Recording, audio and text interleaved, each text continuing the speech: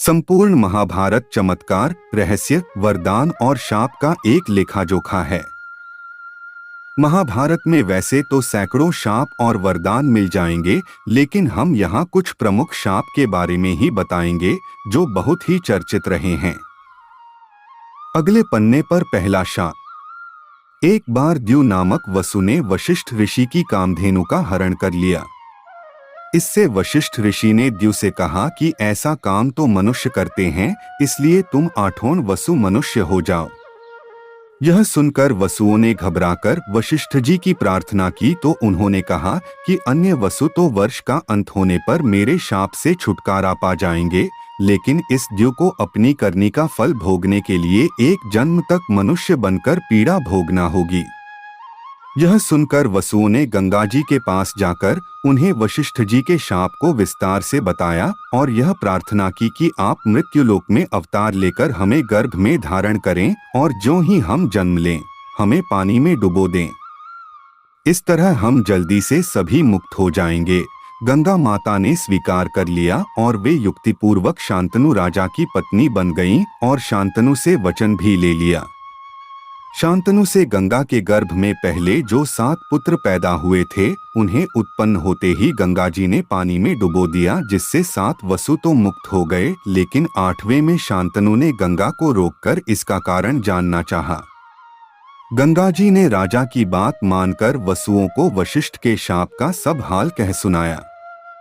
राजा ने उस 8वें पुत्र को डुबोने नहीं दिया और इस वचन भंगता के कारण गंगा 8वें पुत्र को सौंपकर अंतर्ध्यान हो गई।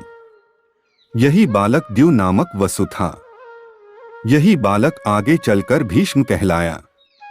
अगले पन्ने पर दूसरा शाप। अंबा का शाप। सत्यवती के गर्भ से महाराज शांतनु को चित्रांगद और विचित्रवीर्य नाम के 2 पुत्र हुए। शांतनु की मृत्यु के बाद चित्रांगद राजा बनाए गए, किंतु गंधर्वों के साथ युद्ध में उनकी मृत्यु हो गई। तब विचित्रवीर्य बालक ही थे। फिर भी भीष्म विचित्रवीर्य को सिंहासन पर बैठाकर खुद राजकार्य देखने लगे। विचित्रवीर्य के युवा होने पर भीष्म ने बलपूर्वक काशीराज की 3 पुत्रियों का हरण कर लिया और वे उसका विवाह विचित्रवीर्य से करना चाहते थे, क्योंकि भीष्म चाहते थे कि किसी भी तरह अपने पिता शांतनु का कुल बढ़े। लेकिन बाद में बड़ी राजकुमारी अंबा को छोड़ दिया गया, क्योंकि वह शाल्वराज को चाहती थी। लेकिन शाल्वराज के पास जाने के बाद अंबा को शाल्वराज ने स्वीकार करने से मना कर दिया। अंबा के लिए यह दुखदायी स्थिति हो चली थी। अंबा ने अपनी इस दुर्दशा का कारण भीष्म को समझकर उनकी शिकायत परशुराम जी से की। परशुराम जी ने अन्याय के खिलाफ लड़ने की ठानी। परशुराम जी ने भीष्म से कहा कि तुमने अंबा का बलपूर्वक अपहरण किया है, अब तुम्हें इससे विवाह करना होगा, अन्यथा मुझसे युद्ध के लिए तैयार हो जाओ। भीष्म और परशुराम जी का 21 दिनों तक भयंकर युद्ध हुआ। अंत में ऋषियों ने परशुराम को सारी व्यथाकथा और ब्रह्मचर्य के प्रण की बात सुनाई और भीष्म की स्थिति से भी उनको अवगत कराया। तब कहीं परशुराम जी ने ही युद्ध विराम किया। बाद में अंबा ने बहुत ही द्रवित होकर भीष्म को कहा कि तुमने मेरा जीवन बर्बाद कर दिया और अब मुझसे विवाह करने से भी मना कर रहे हो। मैं निस्सहाय स्त्री हूं और तुम शक्तिशाली। तुमने अपनी शक्ति का दुरुपयोग किया। मैं तुम्हारा कुछ भी नहीं बिगाड़ सकती, लेकिन मैं पुरुष के रूप दोबारा जन्म लूंगी और तब तुम्हारे अंत का कारण बनूंगी। गौरतलब है कि यही अंबा प्राण त्याग कर शिखंडी के रूप में जन्म लेती है और भीष्म की मृत्यु का कारण बन जाती है।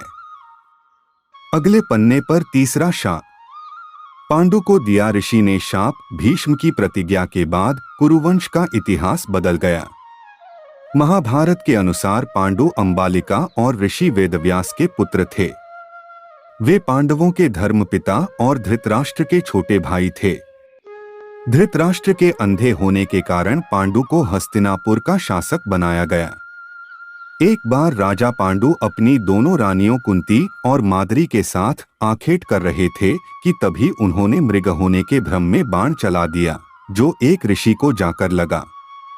उस समय वह ऋषि अपनी पत्नी के साथ सहवास कर रहे थे और उसी अवस्था में उन्हें बाण लग गया, इसलिए उन्होंने पांडु को श्राप दे दिया कि जिस अवस्था में उनकी मृत्यु हो रही है उसी प्रकार जब भी पांडु अपनी पत्नियों के साथ सहवासरत होंगे तो उनकी भी मृत्यु हो जाएगी। उस समय पांडु की कोई संतान नहीं थी। अब उनके लिए यह संकट की बात हो गई थी। जब उन्होंने यह बात कुंती को बताई तो कुंती ने उन्हें ऋषि दुर्वासा द्वारा उनको मिले वरदान की बात कही। इस वरदान से कुंती किसी भी देवता का आवाहन कर उन्हें बुलाकर उनके साथ नियोग कर सकती थी। विवाह पूर्व उन्होंने सूर्यदेव का आवाहन किया था, जिसके चलते कर्ण का जन्म हुआ था, लेकिन कुंती ने लोकलज्जा के कारण उसे नदी में बहा दिया था। खैर, पांडु मान गए। तब कुंती ने एक एक कर कई देवताओं का आवाहन किया। इस प्रकार माद्री ने भी देवताओं का आवाहन किया। तब कुंती को 3 और माद्री को 2 पुत्र प्राप्त हुए, जिनमें युधिष्ठिर सबसे ज्येष्ठ थे। कुंती के अन्य पुत्र थे भीम और अर्जुन तथा माद्री के पुत्र थे नकुल व सहदेव। कुंती ने धर्मराज, वायु एवं इंद्र देवता का आवाहन किया था तो माद्री ने अश्विन कुमारों का। एक दिन वर्षा ऋतु का समय था और पांडु और माद्री वन में विहार कर रहे थे। उस समय पांडु अपने कामवेग पर नियंत्रण न रख सके और माद्री के साथ सहवास करने को उतावले हो गए और तब ऋषि का श्राप महाराज पांडु की मृत्यु के रूप में फलित हुआ। माद्री पांडु की मृत्यु बर्दाश्त नहीं कर सकी और उनके साथ सती हो गई। यह देखकर पुत्रों के पालन पोषण का भार अब कुंती पर आ गया था। उसने अपने मायके जाने के बजाय हस्तिनापुर का रुख किया।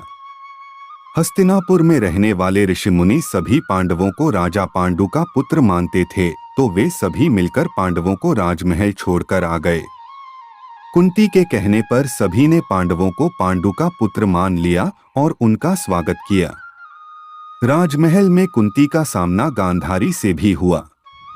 कुंती वसुदेव जी की बहन और भगवान श्री कृष्ण की बुआ थीं, तो गांधारी गंधार नरेश की पुत्री और राजा धृतराष्ट्र की पत्नी थीं। अगले पन्ने पर चौथा शाप। कर्ण को मिला शाप। उस काल में द्रोणाचार्य, परशुराम और वेदव्यास को ही ब्रह्मास्त्र चलाना और किसी के द्वारा ब्रह्मास्त्र का प्रयोग किए जाने पर उसे असफल कर देना याद था। उन्होंने यह विद्या अपने कुछ खास शिष्यों को ही प्रदान की थी। उसमें भी किस तरह ब्रह्मास्त्र को असफल करना, यह कम ही शिष्यों को याद था। जब द्रोणाचार्य ने कर्ण के सूत पुत्र होने को जानकर ब्रह्मास्त्र विद्या सिखाने से इनकार कर दिया, तब वे परशुराम के पास पहुंच गए। परशुराम ने प्रण लिया था कि वे इस विद्या को किसी ब्राह्मण को ही सिखाएंगे, क्योंकि इस विद्या के दुरुपयोग का खतरा बढ़ गया था। उस काल में तापस, कुशाग्र, विनम्र, ब्रह्मज्ञाता और विद्यावान लोगों को ही ब्राह्मण कहा जाता था।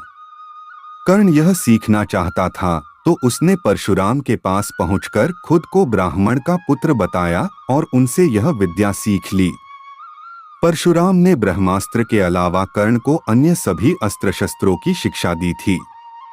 फिर एक दिन जंगल में कहीं जाते हुए परशुराम जी को थकान महसूस हुई। उन्होंने कर्ण से कहा कि वे थोड़ी देर सोना चाहते हैं। कर्ण ने उनका सिर अपनी गोद में रख लिया। परशुराम गहरी नींद में सो गए। तभी कहीं से एक कीड़ा आया और वह कर्ण की जांघ पर डंक मारने लगा। कर्ण की जांघ पर घाव हो गया, लेकिन परशुराम की नींद खुल जाने के भय से वह चुपचाप बैठा रहा। घाव से खून बहने लगा। बहते खून ने जब परशुराम को छुआ तो उनकी नींद खुल गई। उन्होंने कर्ण से पूछा कि तुमने उस कीड़े को हटाया क्यों नहीं? कर्ण ने कहा कि आपकी नींद टूटने का डर था, इसलिए। परशुराम ने कहा कि किसी ब्राह्मण में इतनी सहनशीलता नहीं हो सकती है। तुम जरूर कोई क्षत्रिय हो, सच सच बताओ। तब कर्ण ने सच बता दिया। क्रोधित परशुराम ने कर्ण को उसी समय शाप दिया कि तुमने मुझसे जो भी विद्या सीखी है वह झूठ बोलकर सीखी है, इसलिए जब भी तुम्हें इस विद्या की सबसे ज्यादा आवश्यकता होगी तभी तुम इसे भूल जाओगे। कोई भी दिव्यास्त्र का उपयोग नहीं कर पाओगे। अगले पन्ने पर 5वां शाप। अर्जुन को मिला शाप। अर्जुन सशरीर इंद्रसभा में गया तो उसके स्वागत में उर्वशी, रंभा आदि अप्सराओं ने नृत्य किए। अर्जुन के रूप सौंदर्य पर मोहित हो उर्वशी उसके निवास स्थान पर गई और प्रणय निवेदन किया। साथ ही इसमें कोई दोष नहीं लगता। इसके पक्ष में अनेक दलीलें भी दी, किंतु अर्जुन ने अपने दृढ़ इंद्रिय संयम का परिचय देते हुए कहा, हे माता, मेरी दृष्टि में कुंती, माद्री और शची का जो स्थान है वही तुम्हारा भी है। तुम पुरु वंश की जननी होने के कारण आज मेरे लिए परम गुरुस्वरूप हो। हे वरवर्णिनी, मैं तुम्हारे चरणों में मस्तक रखकर तुम्हारी शरण में आया हूं। तुम लौट जाओ।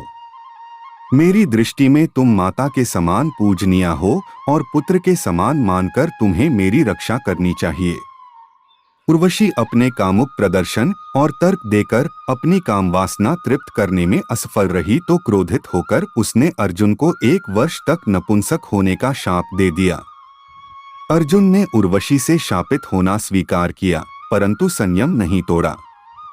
जब यह बात उनके पिता इंद्र को पता चली तो उन्होंने अर्जुन से कहा, हे पुत्र, तुमने तो अपने इंद्रिय संयम द्वारा ऋषियों को भी पराजित कर दिया। तुम जैसे पुत्र को पाकर कुंती वास्तव में श्रेष्ठ पुत्र वाली है। उर्वशी का शाप तुम्हें वरदान रूप सिद्ध होगा। भूतल पर वनवास के 13वें वर्ष में तुम्हें अज्ञातवास करना पड़ेगा। उस समय यह सहायक होगा। उसके बाद तुम अपना पुरुषत्व फिर से प्राप्त कर लोगे। इस शाप के चलते अज्ञातवास के समय अर्जुन ने विराट के महल में नर्तक वेश में रहकर विराट की राजकुमारी को संगीत और नृत्य विद्या सिखाई थी। तत्पश्चात वे शाप मुक्त हो गए थे। अगले पन्ने पर 6ठा शाप। श्री कृष्ण वंश के नाश का शाप।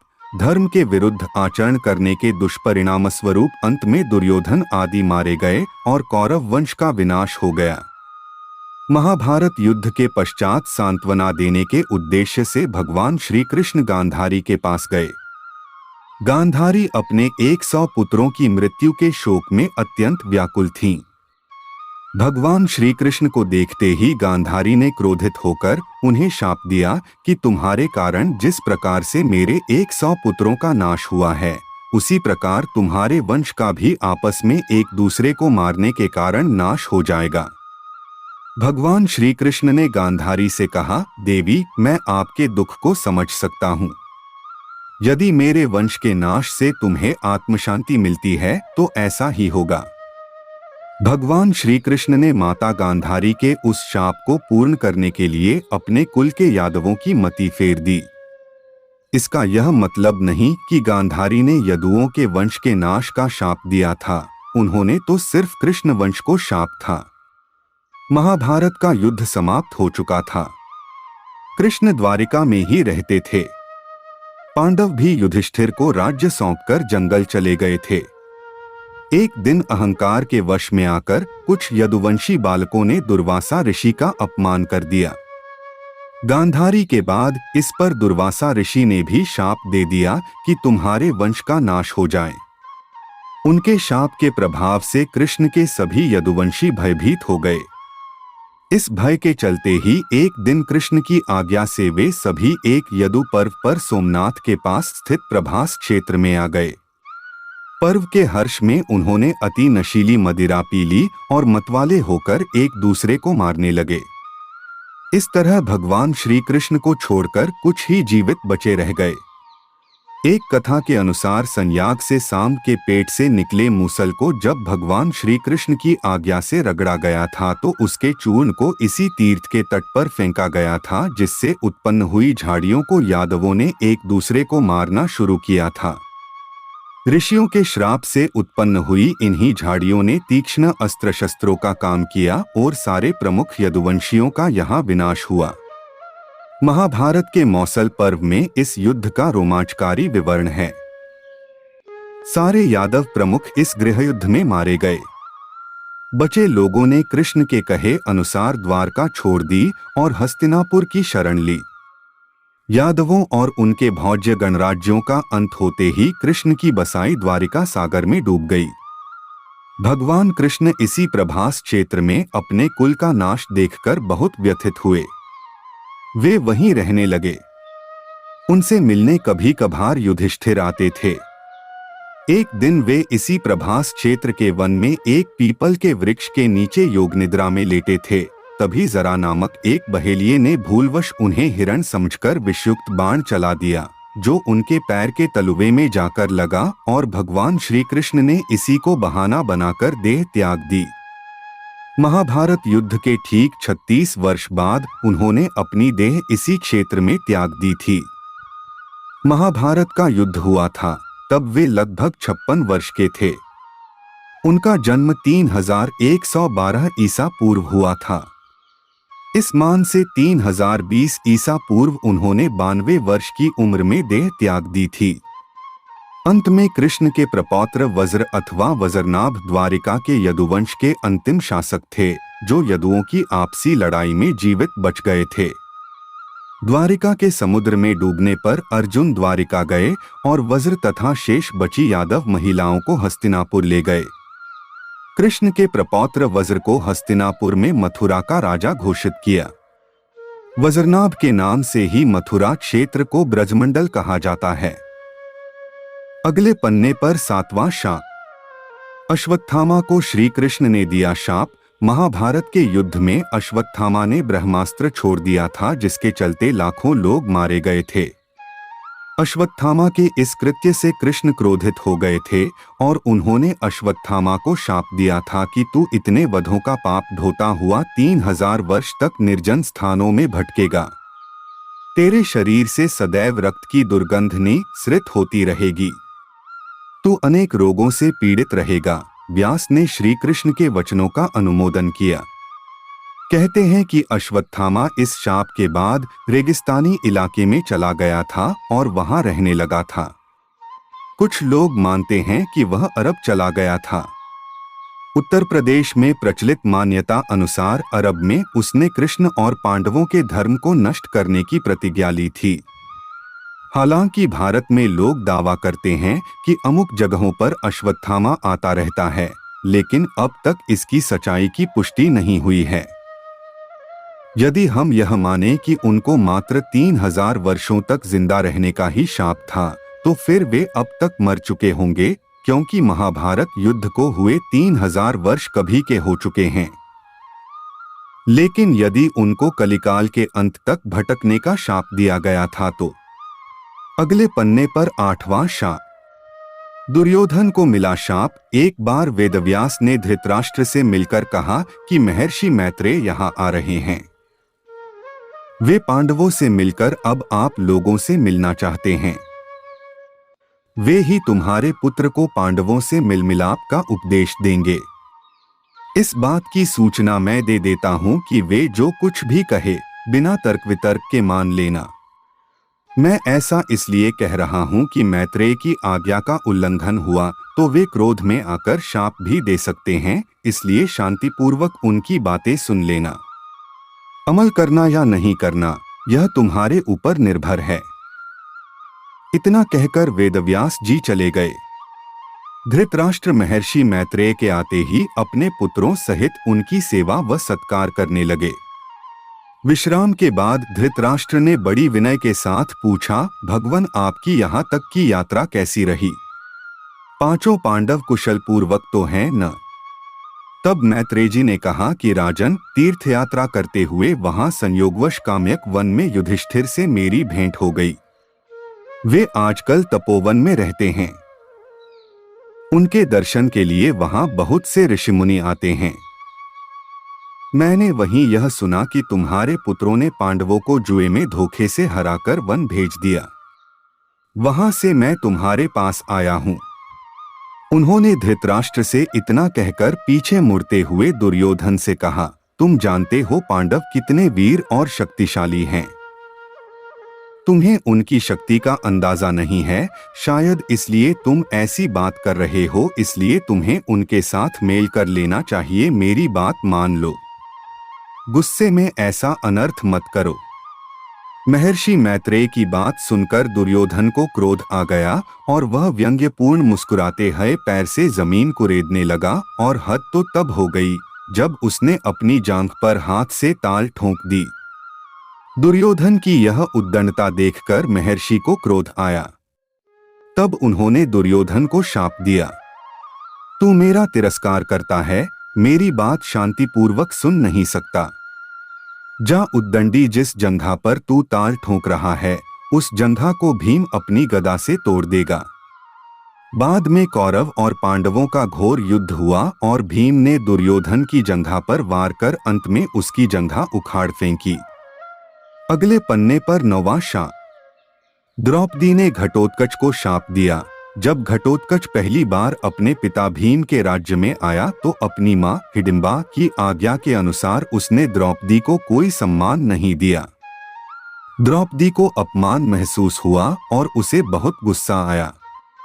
वह उस पर चिल्लाई कि वह एक विशिष्ट स्त्री है, वह युधिष्ठिर की रानी है, वह ब्राह्मण राजा की पुत्री है तथा उसकी प्रतिष्ठा पांडवों से कहीं अधिक है।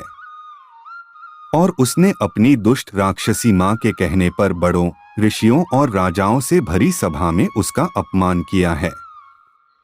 जा दुष्ट, तेरा जीवन बहुत छोटा होगा तथा तू बिना किसी लड़ाई के मारा जाएगा। अगले पन्ने पर 10वां शाप। राजा परीक्षित को शाप। एक बार राजा परीक्षित आखेट हेतु वन में गए। वन्य पशुओं के पीछे दौड़ने के कारण वे प्यास से व्याकुल हो गए तथा जलाशय की खोज में इधर उधर घूमते घूमते वे शमीक ऋषि के आश्रम में पहुंच गए। वहां पर शमीक ऋषि नेत्र बंद किए हुए ब्रह्मा ध्यान में लीन बैठे थे। राजा परीक्षित ने उनसे जल मांगा किंतु ध्यानमग्न होने के कारण शमीक ऋषि ने कुछ भी उत्तर नहीं दिया। सिर पर स्वर्ण मुकुट पर निवास करते हुए कलियुग के प्रभाव से राजा परीक्षित को प्रतीत हुआ कि यह ऋषि ध्यानस्थ होने का ढोंग कर मेरा अपमान कर रहा है। उन्हें ऋषि पर बहुत क्रोध आया।